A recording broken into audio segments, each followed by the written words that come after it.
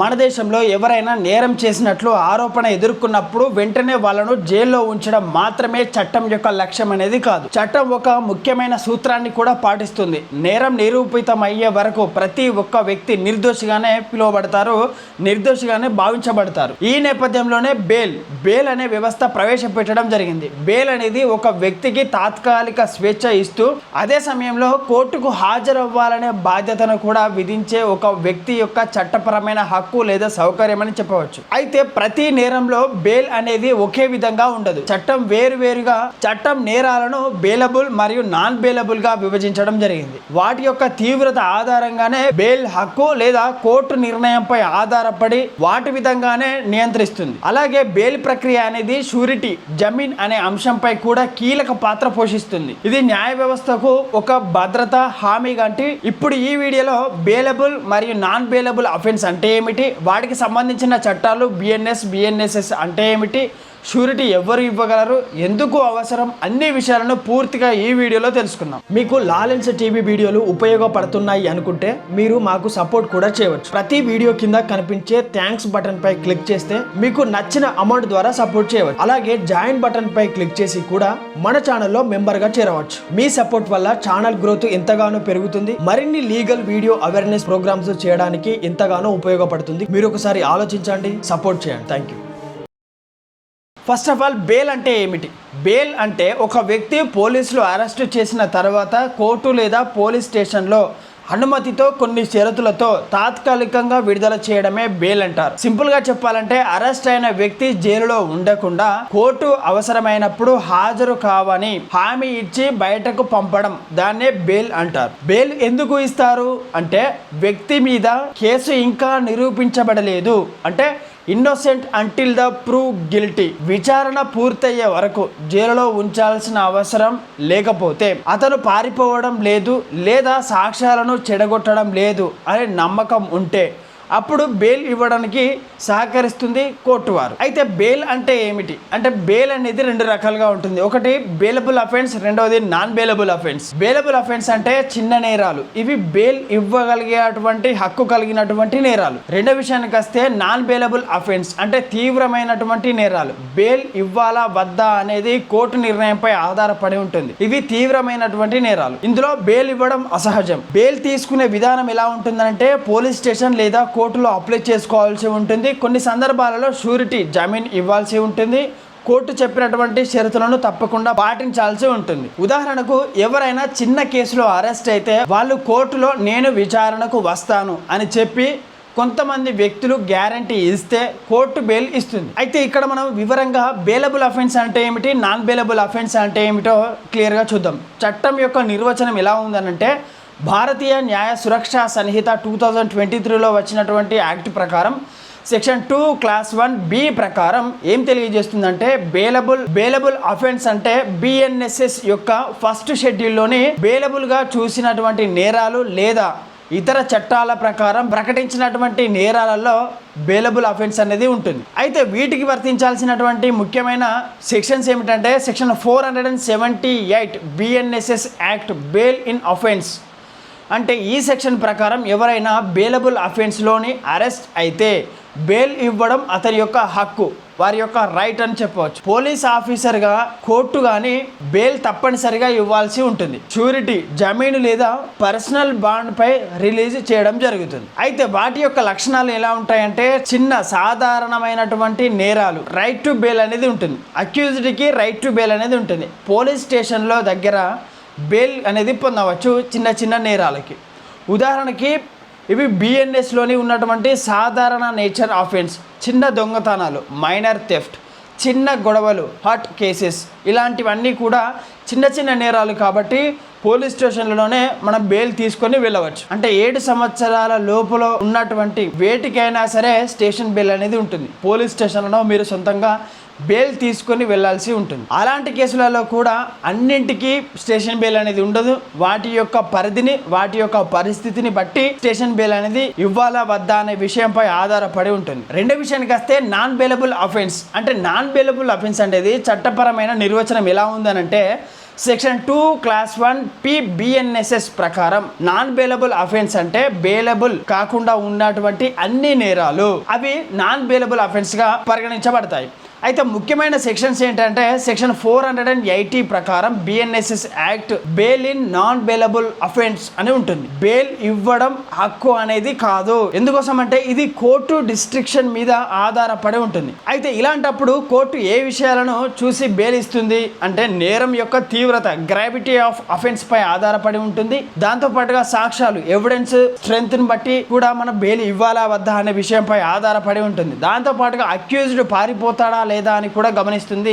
Bail ఇచ్చే ముందు bail ద్వారా బయటికి పంపించినట్టయితే సాక్ష్యాలను ప్రభావితం చేయగలుగుతాడా అనే విషయంపై కూడా ఆధారపడి బెయిల్ ఇవ్వాలా వద్దా అనే నిర్ణయం కోర్టు యొక్క డిస్ట్రిక్షన్ పవర్ పైన ఆధారపడి ఉంటుంది. బెయిల్ ఇవ్వని పరిస్థితులు ఏమిటి అంటే డెత్ పెనాల్టీ లేదా లైఫ్ ఇంప్రిజన్మెంట్ పైన ఇవి సాధారణంగా బెయిల్ ఇవ్వరు. అయితే వీటి యొక్క లక్షణాలు ఎలా ఉంటాయంటే తీవ్రమైన నేరాలు సీరియస్ అఫెన్స్ కోర్టు అనుమతి అనేది అవసరం.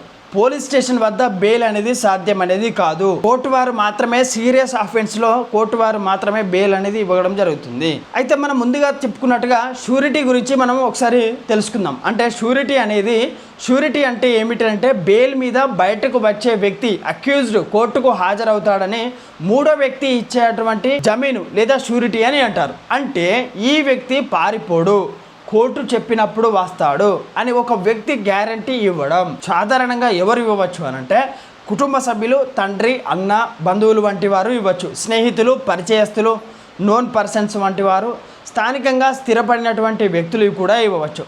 కోర్టు చూసే విషయాలు ఏమిటనంటే ఆ వ్యక్తి నమ్మదగిన వాడా, అతని స్థిరమైన చిరునామా ఉందా లేదా, అతనికి ఆస్తి లేదా ఆర్థిక సామర్థ్యం ఉందా లేదా, అక్యూజ్డ్తో సంబంధమేనా ఉందా లేదా అనే విషయాలన్నింటినీ కూడా గమనిస్తుంది కోర్టు. ముఖ్యంగా షూరిటీ ఇచ్చే వ్యక్తి మేజర్ 18 సంవత్సరాలు నిండినటువంటి వ్యక్తి అయితే మాత్రమే, దాంతోపాటుగా సౌండ్ మైండెడ్ అంటే పిచ్చివాడు కాకుండా ఉన్నటువంటి సాధారణ వ్యక్తి మాత్రమే బెయిల్పై జమీనుకు షూరిటీకి ఆ యొక్క వ్యక్తి అర్హుడు అని మనకు చట్టం తెలియజేస్తుంది. అయితే మనకు ఎందుకు షూరిటీ అనేది అవసరం అంటే చాలా ఇంపార్టెంట్ కాన్సెప్ట్ ఇది. ఎందుకోసం అంటే కోర్టు హామీ కోసం, అంటే అక్యూజ్డ్ తప్పకుండా కోర్టుకు హాజరవుతాడని అష్యూరెన్స్ కోసం షూరిటీ అవసరం. రెండో విషయానికి వస్తే అక్యూజ్డ్ పారిపోకుండా కంట్రోల్ చేయడం కోసం, వాడు అబ్స్కాండ్ అయితే షూరిటీ మీదనే యాక్షన్ తీసుకునే హక్కు కోర్టుకు అనేది ఉంటుంది. అందుకోసమే షూరిటీ అనేది అవసరం. మూడో విషయానికి వస్తే చట్టపరమైన బాధ్యత అంటే లీగల్ లెబిలిటీ. అక్యూజ్డ్ కోర్టుకు రాకపోతే షూరిటీ ఇచ్చిన వ్యక్తి పెనాల్టీ ఫైన్ చెల్లించాల్సి ఉంటుంది. భారతీయ న్యాయ సురక్షా సంహిత 2023లో వచ్చినటువంటి యాక్ట్ ప్రకారం సెక్షన్ 478 దాంతోపాటుగా 480 BNSSలో ఉన్నటువంటి బెయిల్ ప్రొవిజన్లో బెయిల్ ఇచ్చేటప్పుడు బాండ్ ప్లస్ షూరిటీ అనేది తీసుకునే అధికారం కోర్టుకు అనేది ఉంటుంది. కోర్టు డిసైడ్ చేస్తుంది ఎంతమంది షూరిటీస్ ఉండాలి, ఎంత అమౌంట్ అనేది పే చేయాలనే విషయం కోర్టు డిసైడ్ చేయడం జరుగుతుంది. అయితే ఒక వ్యక్తి నేరాలు ఎందుకు చేస్తాడు అంటే అందరూ ఒకే కారణంతో నేరం అనేది చేయరు. సాధారణంగా కొన్ని ప్రధాన కారణాలతో నేరం అనేది చేసి జైలు పాలవడం జరుగుతుంది. ఎందుకోసం అంటే ఫస్ట్ వన్ వచ్చేసి ఆర్థిక సమస్యలు అంటే ఫైనాన్స్ ప్రెజర్, డబ్బు అవసరం, అప్పులు, నిరుద్యోగం వల్ల దొంగతనం, మోసాలు లాంటి నేరాలు చేయడం జరుగుతుంది. రెండో విషయానికి వస్తే కోపం, భావోద్వేగం, ఎమోషన్స్ వల్ల అకస్మాత్తుగా కోపం, ప్రతీకారం, గొడవలు, దాడులు జరుగుతాయి. అందుకోసం అని చెప్పి జైలు పాలు కావడం జరుగుతుంది. మూడో విషయానికి వస్తే పరిసరాల యొక్క ప్రభావం ఎన్విరాన్మెంట్ అంటే చెడు స్నేహం, కుటుంబ పరిస్థితులు, వ్యక్తికి తప్పు దారిలో నడిపించేటువంటి వ్యక్తులు ఉన్నప్పుడు కూడా జైలు పాలవడం ఖాయంగా ఉంటుంది. నాలుగో విషయానికి వస్తే అవగాహన లోపం, ల్యాక్ ఆఫ్ లీగల్ అవేర్నెస్. చట్టాలు తెలియకపోవడం వల్ల, నాలెడ్జ్ లేకపోవడం వల్ల కూడా నేరం చేయడం జరుగుతుంది. ఐదో విషయానికి వస్తే మద్యం, డ్రగ్స్ వంటి ప్రభావం ఎక్కువగా ఉండడం. అంటే ఈ నిర్ణయాలు తీసుకునే ముందు డ్రగ్స్ మత్తులో ఉన్నప్పుడు కానీ, మద్య మత్తులో ఉన్నప్పుడు కానీ, సరైన అవగాహన లేనప్పుడు వీరు పెద్ద పెద్ద నేరాలకు దారితీసే అవకాశం ఉంటుంది. ఆరో విషయానికి వస్తే మానసిక కారణాలు, ఫిజికల్ ఫ్యాక్టర్స్. అంటే కొన్ని కేసులలో ఇంప్రెసివ్ బిహేవియర్, మెంటల్ హెల్త్ ఇష్యూస్కి సంబంధించినటువంటి విషయాలపై ఆధారపడి కూడా ఉంటుంది.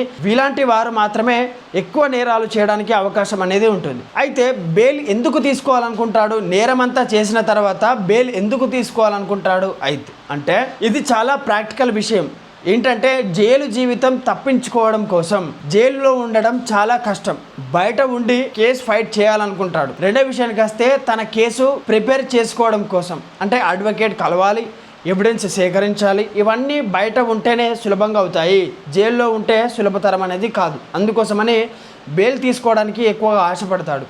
మూడో విషయానికి వస్తే కుటుంబ బాధ్యతలు అంటే కుటుంబం చూసుకోవాలి, భార్య, పిల్లలు, పేరెంట్స్ వంటి వివిధ రకాలైనటువంటి వ్యక్తుల యొక్క మెయింటైన్ చేయడం కోసం బెయిల్ తీసుకొని బయటకు వచ్చి వారి యొక్క జీవన ఆధారంపై ఆధారపడి పనిచేయడం జరుగుతుంది. అయితే ఈ వీడియోలో మనం ఇప్పుడు చివరిగా మాట్లాడుకోబోయే విషయం ఏంటంటే మొత్తానికి బెయిల్ వ్యవస్థ అనేది మన న్యాయ వ్యవస్థలో ఒక ముఖ్యమైన భాగం.